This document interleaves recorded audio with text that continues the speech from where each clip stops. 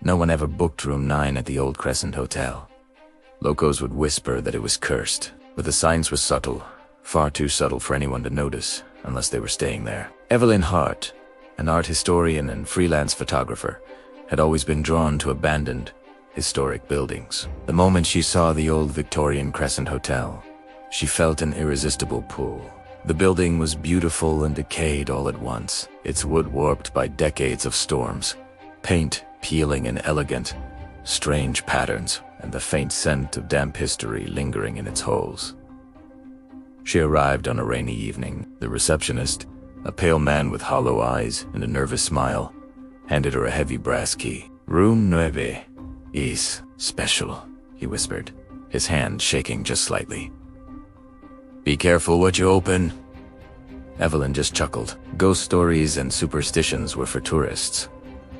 She was there for photographs, for history, and for the thrill of exploring a building that was overflowing with secrets. The hallway leading to room 9 was dimly lit, the carpet worn thin down the center, and each of her steps echoed far too loudly. When she unlocked the door, the room greeted her with a deep silence, broken only by the faint creak of the floorboards beneath her feet. At the far end of the room hung a large, dusty portrait. It was a young woman in a faded blue gown, staring out at her with piercing eyes that seemed, well, alive. The intricate frame, carved with roses and vines, looked like it belonged to another century entirely. Evelyn stepped closer, raising her camera, and snapped a few shots. She felt nothing unusual, just an old, beautiful painting. That night, as rain pattered against the windows, Evelyn tried to sleep. But at exactly 2:52 a.m., she woke abruptly. The room was unnaturally cold, and the portrait's eyes seemed closer, darker, somehow more knowing.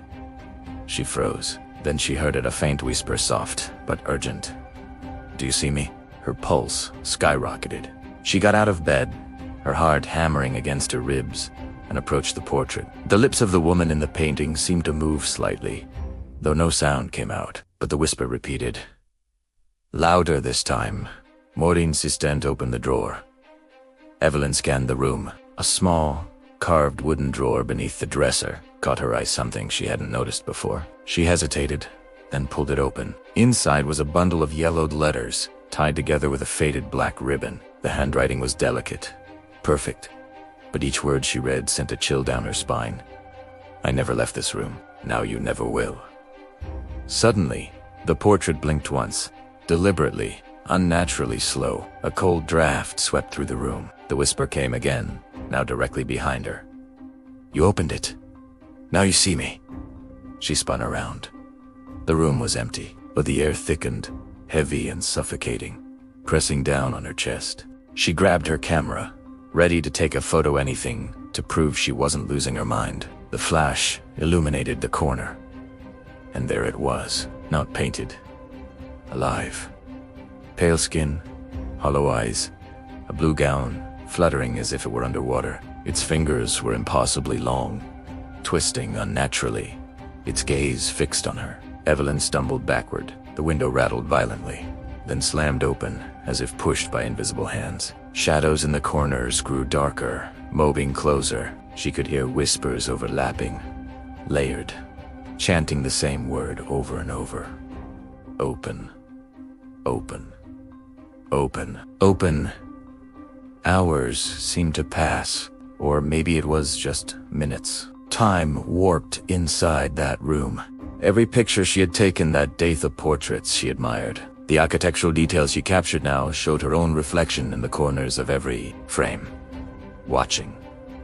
Waiting.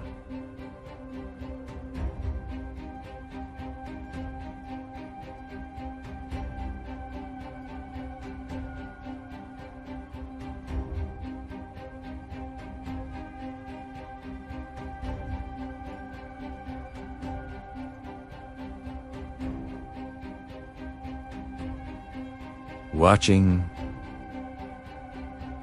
waiting. It didn't walk, it floated, gliding across the floor without a sound. Its eyes never blinked, fixed on her. The whispers were deafening now, swirling around the room like a storm. Evelyn lunged for the door.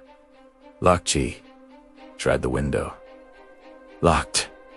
She screamed. The shadows stretched, curling over the walls, the floor, the ceiling, converging toward her. Then, in a brief, terrifying silence, the woman from the portrait stepped out of the painting. Her gown brushed the floor, her eyes gleaming with a strange hunger. She reached a hand toward Evelyn, fingers twisting like wires, nails as sharp as glass. "You belong here now," the figure hissed.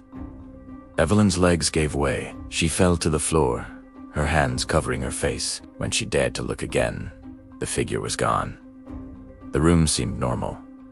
The window was closed. The drawer was shut.